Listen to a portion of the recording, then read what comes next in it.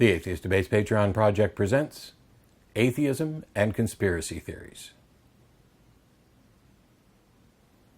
So I had a rather interesting weekend. A lot of strange stuff happened, some bad stuff happened, but I want to focus on the strange for today.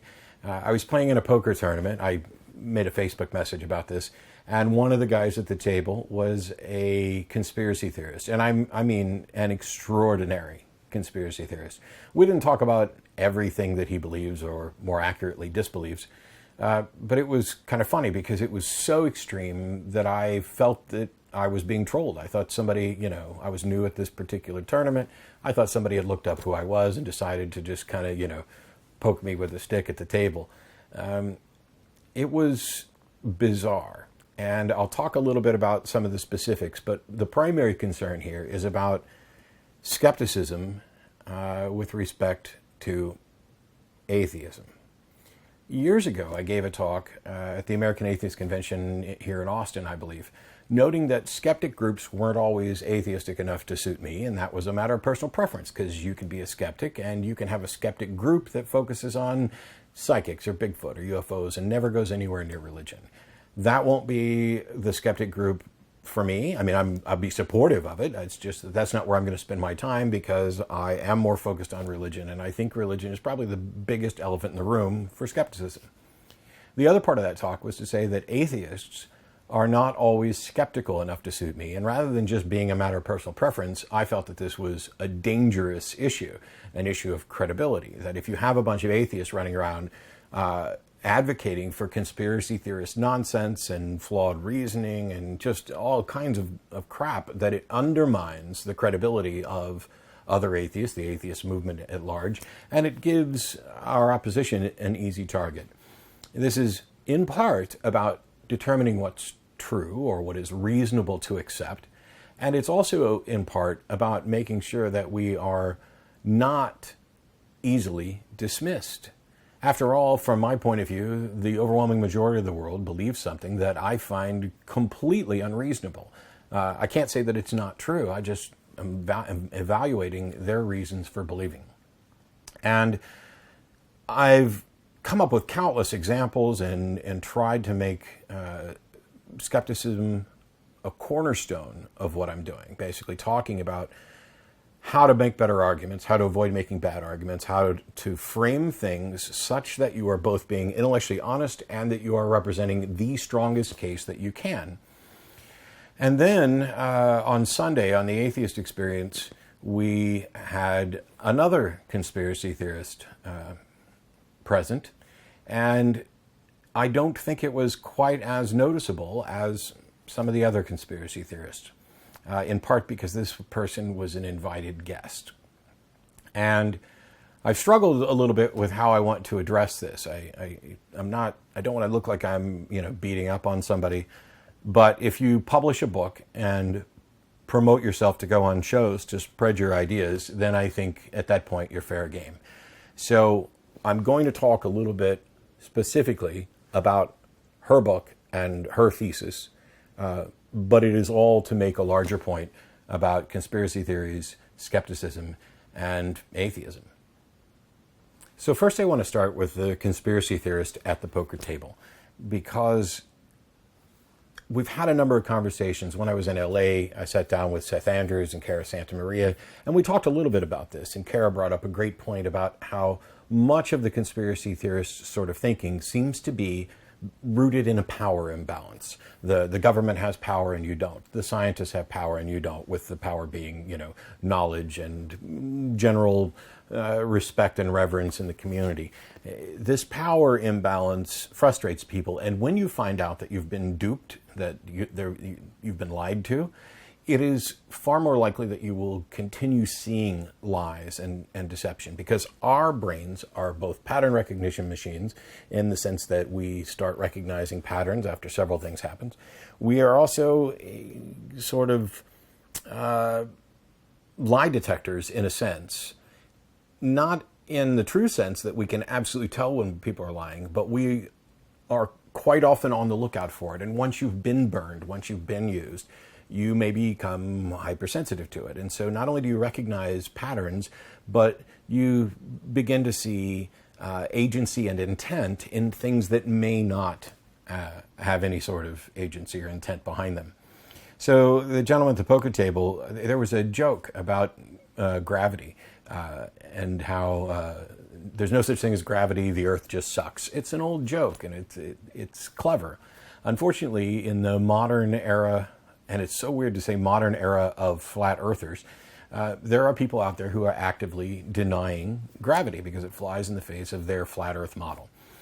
He also just basically snubbed all of science, and I made a passing comment that he seems to be fine with his cell phone.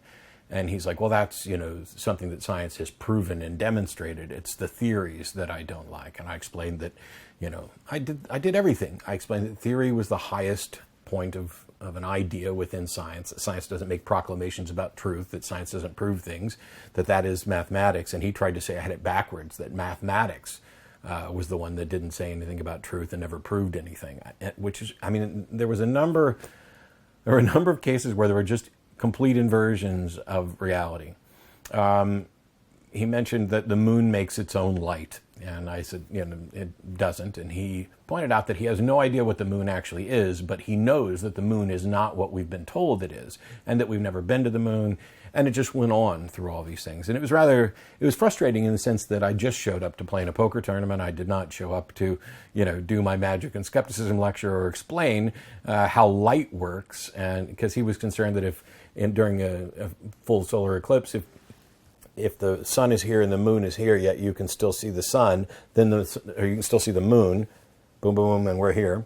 You can still see the moon, which means the moon must generate its own light. And I was explaining that perhaps he should go take a photography course about how light is bounced around the room, about these particular shadows. That if I held a book facing the wall and blackened the entire room and then held a flashlight here, if you were to look at the book, you would be able to read it because light reflects off of the wall and bounces around and it fills the space, not just the point it's looking at.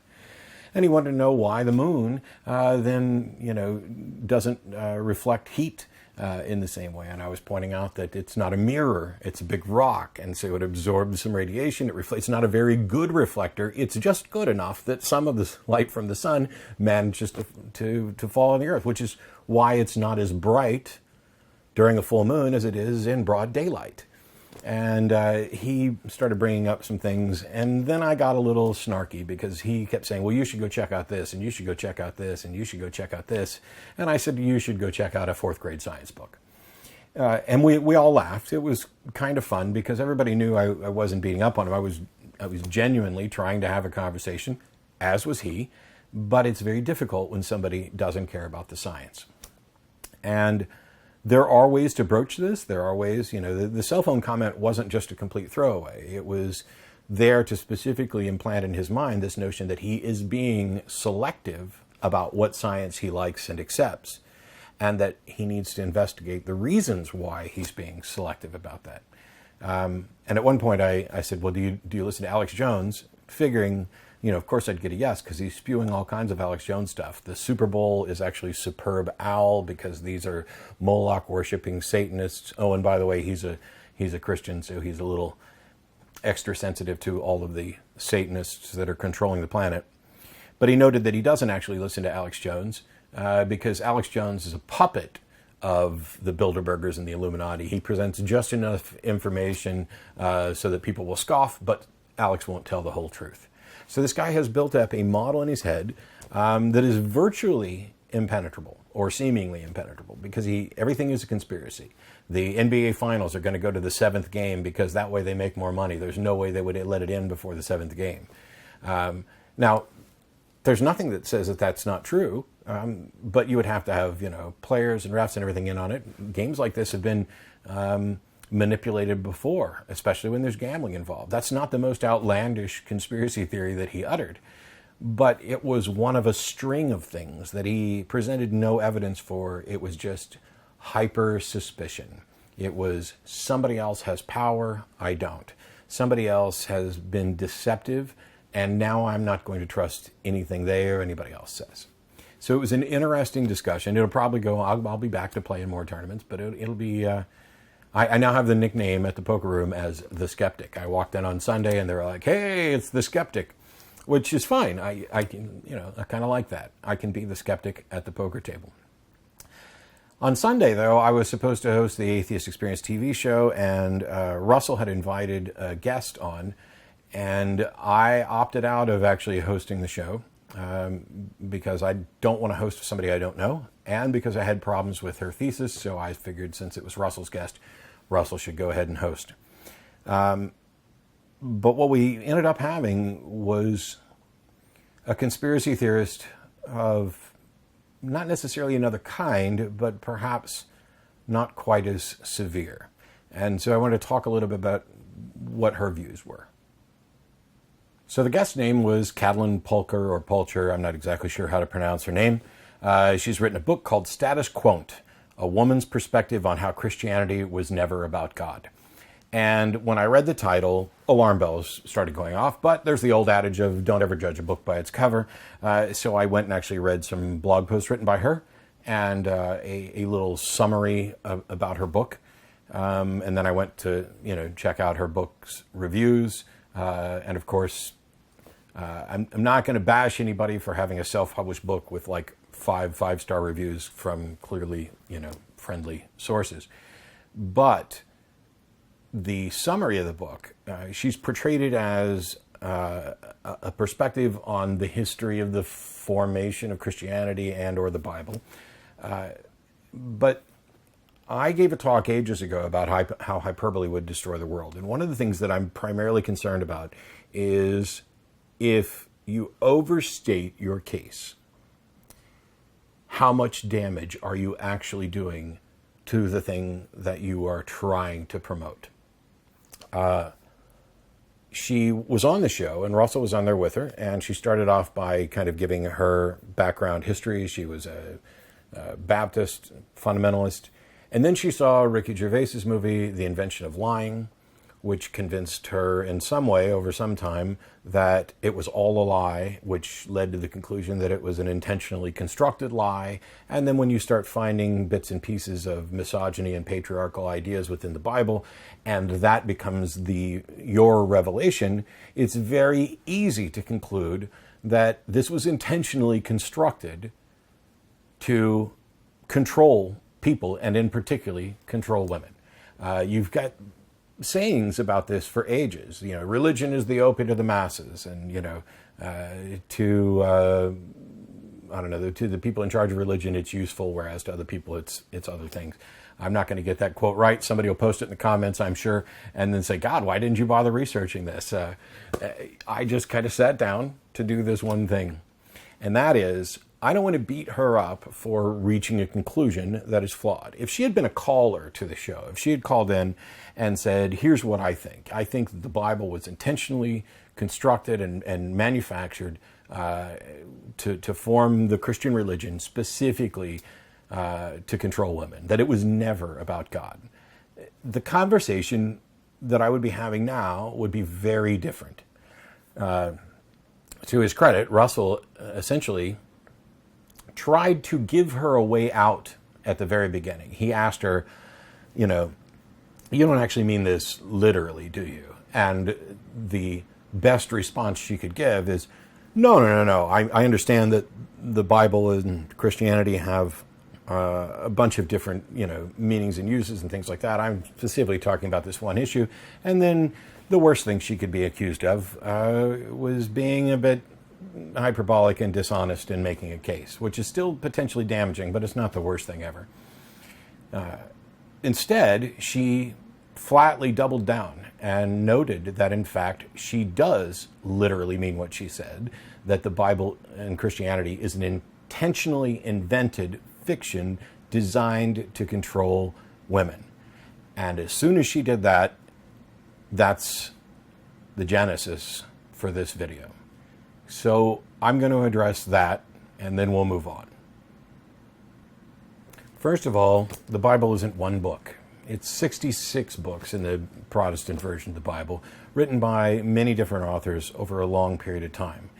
It is and has always been represented as being a collection of books on a broad theme, essentially with the Old Testament beginning with the origins of the universe, the origins of humanity, the foundations of a biblical morality, a history and genealogy of the Jews, a history of the wars of the Jews, moving forward to the promise of a Messiah, and then in the New Testament, for Christians, Jesus of Nazareth, fulfilling those prophecies to become the Messiah, the Savior of all, etc.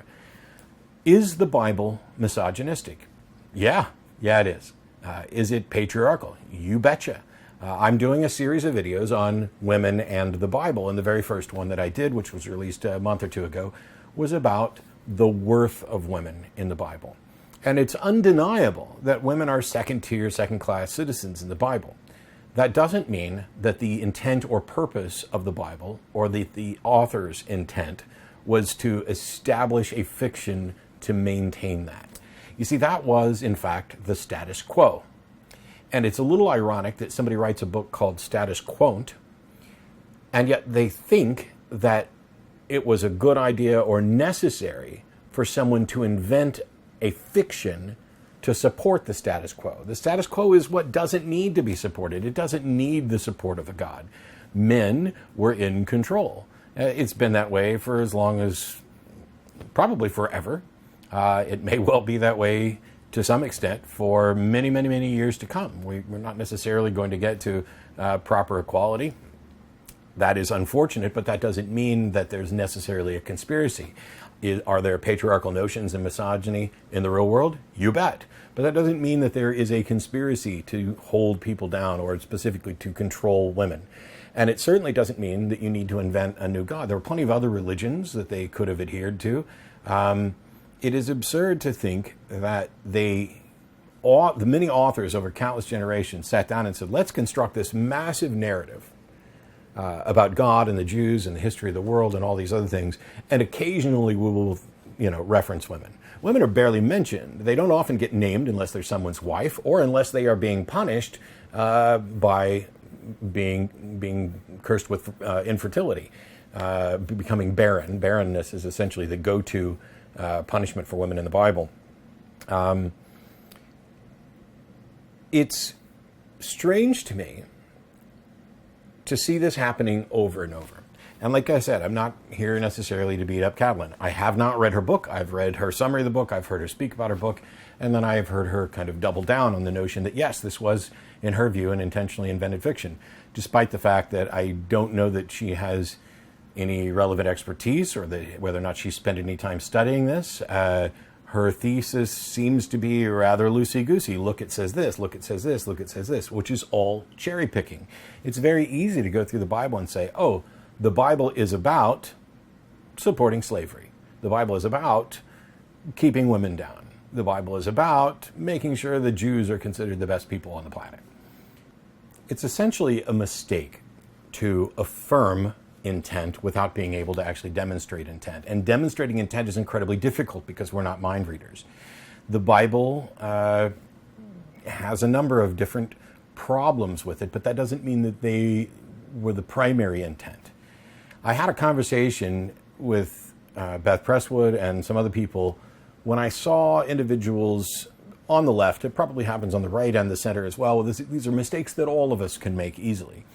But they would have an agenda and they would connect the dots and say, oh, here's this and this and this, and therefore all of this was the intent. We are creatures that not only detect patterns, but we see agency and intent, sometimes even when agency and intent isn't present. And so they would talk about the religious right with regard to women's issues, abortion, for example. And they would say, the religious right just want to punish women for having sex, they want to control sex, they want to make women slaves to their biology. And this is a mistake because you can't necessarily demonstrate that this is in fact the intent.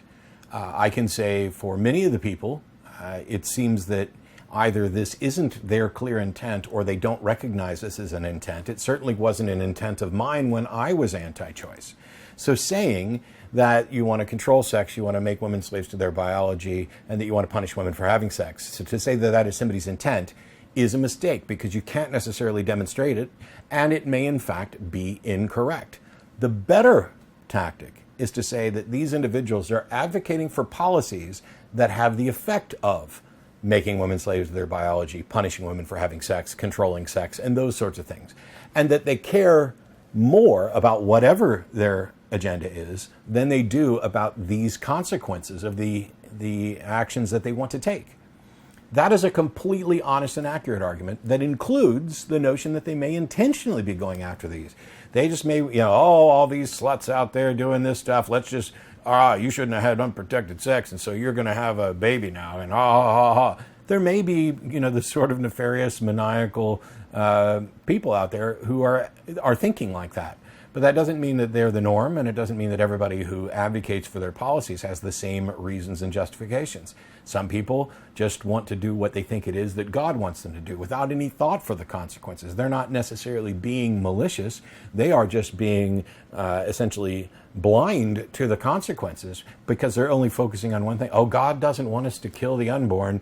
Therefore, I'm going to implement these policies. And you know what? If it has the effect of punishing women for their biology, making them slaves to their biology, punishing them for having sex, then too bad. I mean, that's just the way that God made the world. This is the way the thinking is more likely to go. And so when you say that something was done intentionally, you are now putting forth an idea that you need to be able to demonstrate. And you're just probably not going to be able to do that. This is the same thing that happens in other conspiracy theories. The pattern recognition says, we know that people lie. We know these people lie before. They're in a position of power. They have control. Look, here's this, and here's this, and here's this. And then you connect various dots. Conspiracy theorist thinking isn't stupidity. It isn't skepticism. It isn't even what some people would call hyperskepticism. It's not even hyper pattern recognition or hyper agency detection necessarily. All of those things can contribute. What happens when a conspiracy theory is constructed is that a compelling narrative is created with cherry-picked facts that at the surface appears to be plausible. And if you continue digging into only the facts that seem to be consistent with that, you can build a structure that seems almost obvious. Of course they want to control you. Of course the things you're being fed on TV are lies. Of course everything on the internet is a lie. Of course, this is what they won't tell you, or they're giving you the information they want you to know. We're going to have a conversation amongst the staff about how we go about having guests on the show. This is not just an opportunity to beat up on somebody who was a guest, who happened to be advocating for conspiracy theory. This was a serious point of frustration for me because, as I mentioned earlier, the atheist community isn't necessarily skeptical enough to suit me and to be viewed as credible by outsiders. There are already people who are so deeply entrenched in the flawed thinking that they just mock science, that they mock reasonable objections, that they don't even understand the difference between someone saying, I am not convinced that your claim is true, and someone saying, I am convinced that your claim is false. These differences need to be exposed and drilled into people's heads so that they don't get to dismiss everyone who is unconvinced of a claim by saying that they're all ridiculous conspiracy theorists who are convinced it's flawed. If you get to look at the atheist community and you could say, oh my gosh, you should have seen it. They think that 66 books by multiple authors over several centuries were all just a conspiracy of individuals to get together to write a book or a collection of books that has the intent of controlling women and punishing women and making women second tier.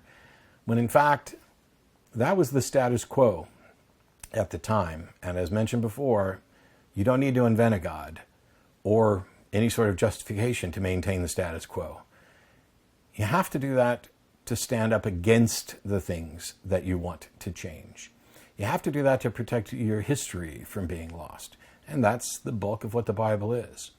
So by all means, Catalan or anybody else can make really good arguments that the Bible and Christianity have as direct instructions in some cases and as a natural consequence of its teachings patriarchal ideas, misogynistic ideas, rendering women as second-class citizens, rendering women slaves to their biology, punishing women for sex, that it supports slavery, that it supports conquest, and that this particular group of people are the chosen ones who get to take over everything, and that God is coming back and only his chosen special people are the ones who are going to be taken care of. All of those ideas can be honestly represented without saying the intent, either the primary intent or the total intent of the authors of the book was to do the bad things that I see when I go through and cherry pick the bad things.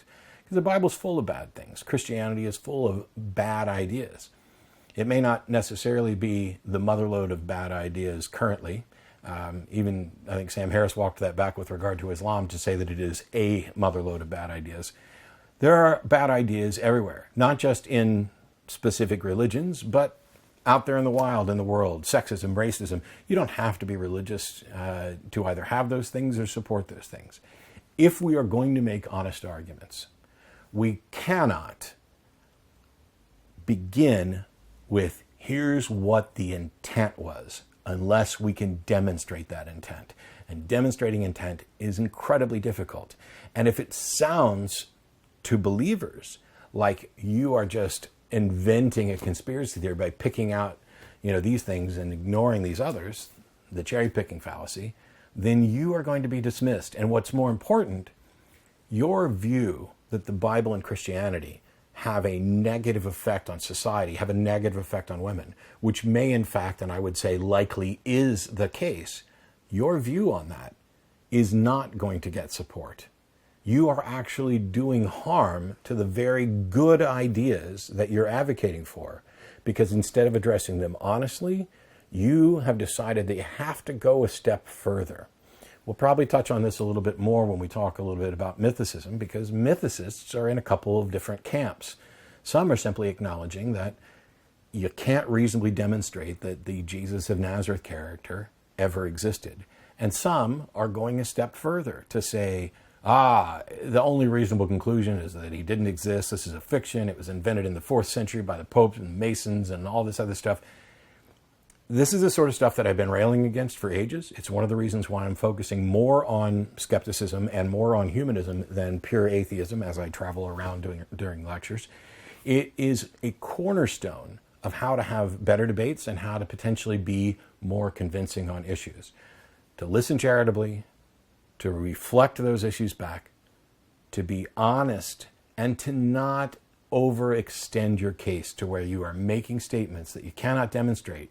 And in the absence of being able to demonstrate, you actually undermine the very good goals that you have.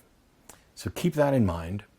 By all means, read her book, read her thesis, investigate what conspiracy theorists are saying, investigate what she's saying.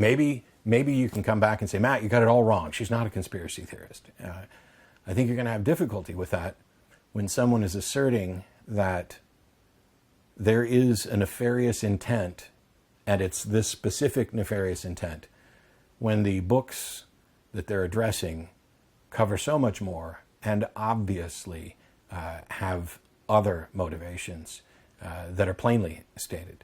The amount of work involved in constructing all of those other diversionary instructions in order to promote the idea that, women are second place to men and we should oppress them.